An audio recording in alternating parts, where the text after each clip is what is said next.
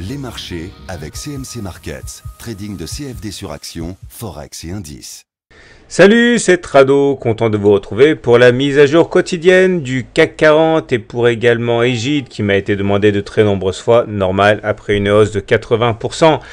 Alors voilà où on en est du côté des fondamentaux, ben là vous rêvez pas, c'est tout rouge, et surtout en provenance d'Asie, les nouvelles sont très mauvaises, puisque au Japon par exemple, ben, c'est une fois de plus la preuve que les Abenomics n'ont pas fonctionné et que la croissance qu'on pensait repartir, eh bien au contraire est révisée à la baisse.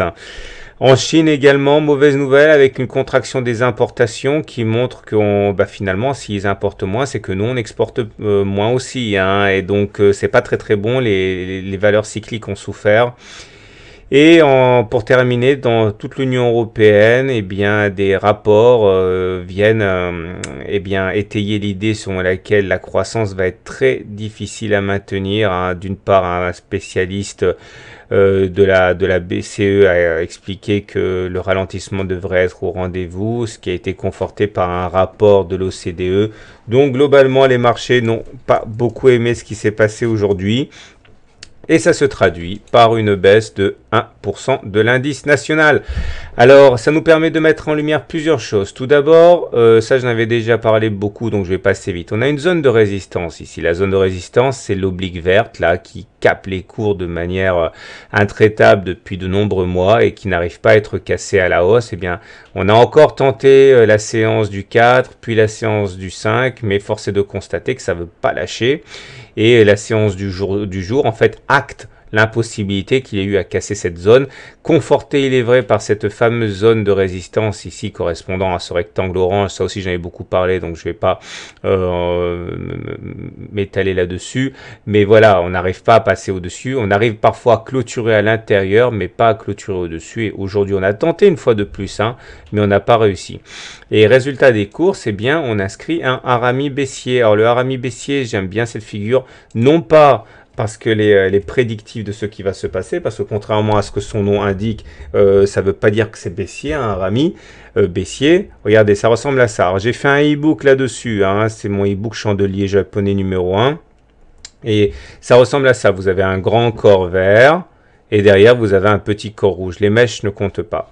Et il faut savoir que le petit corps rouge va être avalé par le grand corps vert. Alors il y a des variantes qu'on appelle notamment le retour de la colombe dans son nid, mais dans les deux cas, normalement, ça a une réputation baissière. Alors c'est là qu'il faut savoir que c'est pas tout à fait vrai statistiquement, puisque c'est que dans un cas sur deux qu'il va y avoir une baisse, et pour savoir s'il va y avoir une baisse ou pas, il faut se rapprocher d'autres éléments, notamment la position relative du deuxième corps. C'est-à-dire que si vous avez la deuxième bougie qui est plutôt dans la partie haute, eh bien, il y a peu de chances pour qu'on baisse en vérité.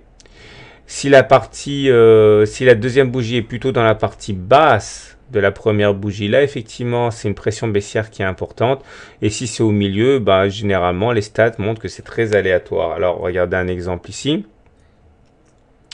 On avait là une configuration harami baissier, mais avec une deuxième bougie dans la partie haute. Vous voyez que derrière, c'est monté, ça n'a pas baissé. Par contre, on peut avoir aussi la zone, la bougie 2 dans la zone du milieu de la bougie 1. Et là, effectivement, c'est plus aléatoire. Donc, il faut vraiment regarder l'endroit où se situe la deuxième bougie. Alors, si j'en parle, c'est parce que justement, aujourd'hui, regardez, la deuxième bougie est plutôt dans la partie intermédiaire basse, ce qui me fait penser que pour demain on va avoir un test de la Tenkan. La Tenkan, c'est la courbe qui est en marron ici, et faudra pas la casser, parce que si on la casse, ça va envoyer un signal très négatif, Donc pour moi demain, le scénario de référence, c'est qu'on va aller tester la Tenkan là.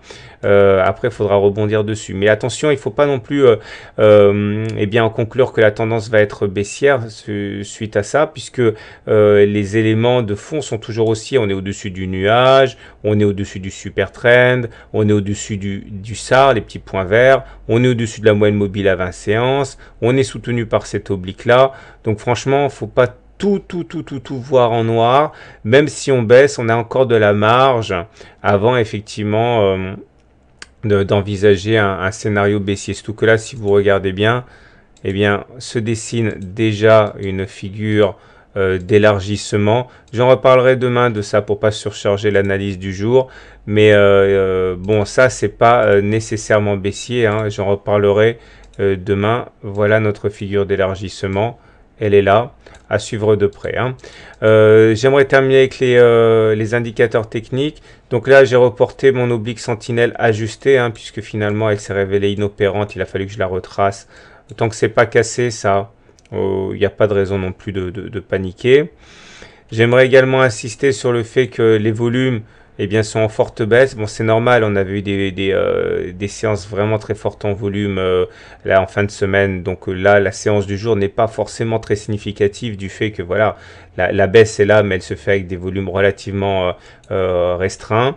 Le momentum, toujours positif, certes, mais lui, toujours sous la menace de la divergence baissière qu'on retrouvera également sur le stochastique. Regardez, on n'a pas fait de plus haut ni sur le stochastique ni sur le momentum, alors qu'on en faisait sur les cours dans le même laps de temps. Ça, c'est jamais très très bon. C'est un élément qui plaide également pour une continuation de la baisse. Et bon, voilà, vous avez compris. Je suis relativement circonspect, méfiant, plutôt baissier pour demain, puisque j'envisage qu'on a testé la Tenkan. Il ne faudra pas la casser. Mais bon, sinon, à moyen terme, pour l'instant, il n'y a rien d'alarmant.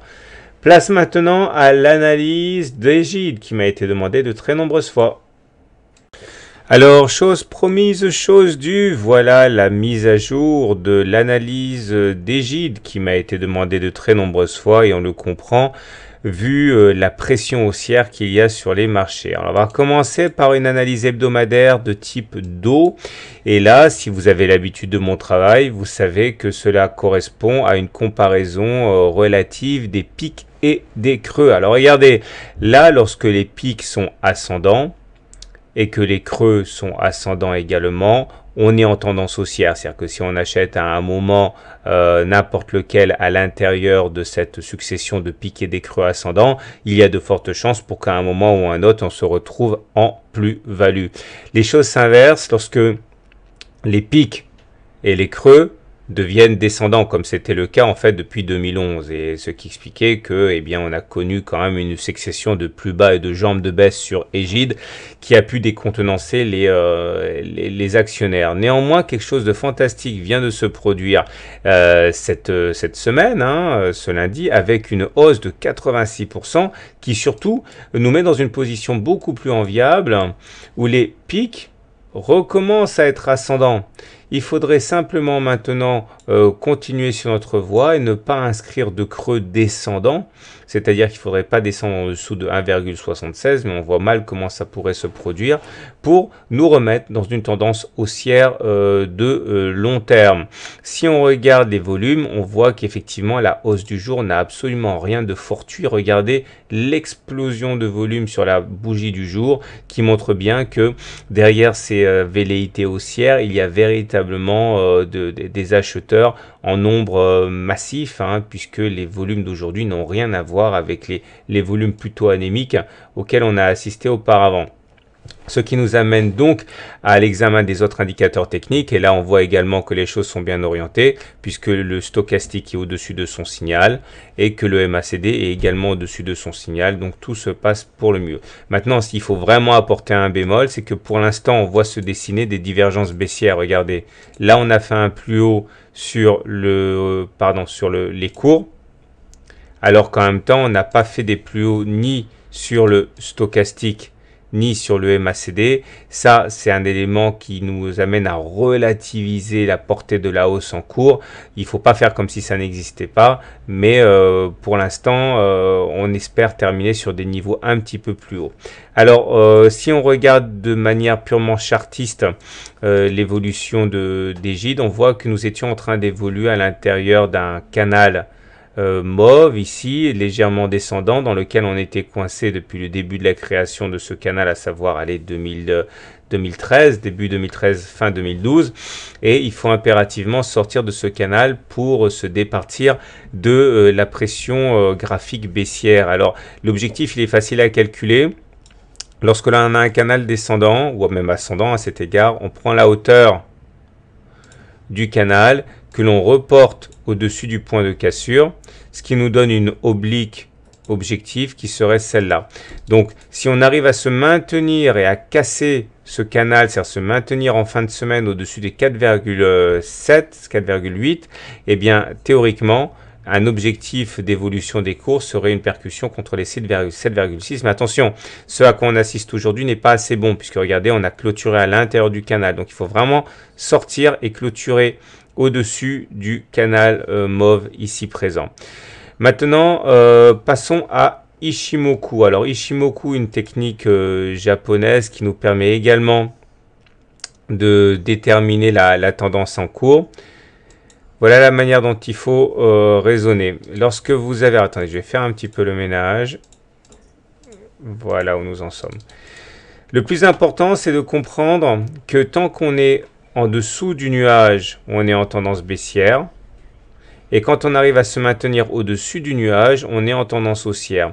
D'ailleurs, il est très difficile de repasser au-dessus du nuage. Regardez, lors de ces trois bougies, ici, ici, ici, on a tenté de basculer au-dessus du nuage, mais on n'a pas réussi à clôturer au-dessus du nuage. On est repassé en dessous lors de la clôture. Et là, justement, cette semaine, il faudra donc batailler dur et réussir à se maintenir au-dessus du nuage qui est actuellement vers 4,12 €. Attention parce que il semble bien que Egide ne réagisse pas très bien à ce signal, puisque regardez, on avait déjà réussi à en sortir ici, c'était semaine mars 2014. Finalement, ça a été un faux signal, on est repassé en dessous. Mais disons que il est clair que normalement, les faux signaux sont assez rares et quand on passe au-dessus du nuage, généralement, on ne fait pas pour rien. Regardez, voilà le nuage, voilà le passage au-dessus. Donc, sans prétendre que ça fonctionne à tous les coups, si on arrivait à clôturer au-dessus du nuage, eh bien, ça serait véritablement un phénomène très encourageant pour la suite. Donc, surveillez bien le niveau des 4,1, 4,2 €. Il faut vraiment terminer au-dessus. Alors, on va terminer maintenant avec une analyse de type journalier. Et voilà ce qu'il faut retenir. Alors, attendez, je vais zoomer. Attendez, je vais mettre en pause pour peaufiner ça. Voilà, donc j'ai rajouté les Bollinger sur l'analyse technique d'Egide. Ce qui m'intéresse, c'est cette zone-là. Regardez bien, vous allez comprendre pourquoi. La zone violette, là, ça s'appelle la zone comprise entre la Bollinger supérieure et la Bollinger inférieure. Il faut savoir que 80 à 90% des clôtures se font à l'intérieur des Bollinger. Et quand on arrive à clôturer au-dessus des Bollinger, ça s'appelle un T1, suivi éventuellement d'un T2, d'un T3, d'un T4, d'un T5, d'un T6, etc. C'est chacune des clôtures qui se fait au-dessus des Bollinger.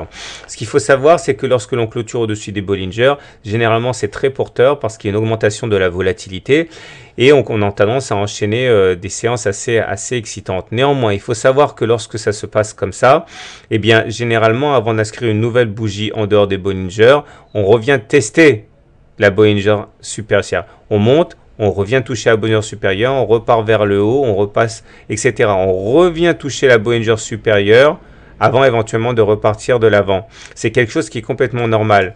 Et d'ailleurs, quand ça ne se fait pas, c'est généralement le signe que la tendance haussière va s'achever. Regardez là, par exemple, on a fait un T1, mais juste derrière, on a fait un T2, mais qui n'est pas venu toucher la Bollinger supérieure. Et derrière, badaboum, ça a été la fin de la hausse. Un autre exemple ici, on a fait un T1, après on est venu ici, on n'a pas touché la Bollinger supérieure et du coup derrière ça, on a consolidé très massivement. Si j'en parle, c'est parce que regardez le graphe du jour, ça va vous intéresser normalement parce que regardez, on vient de faire un T2.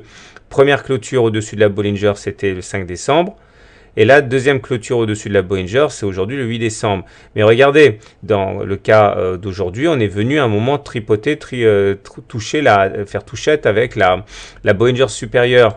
Il faudra absolument demain que même si on inscrit un T3, donc T1, T2, T3, à un moment donné, il faudra revenir sur la Bollinger supérieure. Parce que si on ne le faisait pas, eh bien on s'inscrirait dans une situation de bulle, comme j'ai dit précédemment, et ce qui risquerait de mettre très rapidement fin à la tendance haussière. Du moins, c'est statistiquement ce qui se passe. Donc, un retour sur la Bollinger supérieure qui est actuellement à 3,3, 3,4 n'aurait non seulement rien d'exceptionnel, mais elle serait même souhaitable. Donc, voilà ce qu'il y avait d'important à dire pour la séance de demain.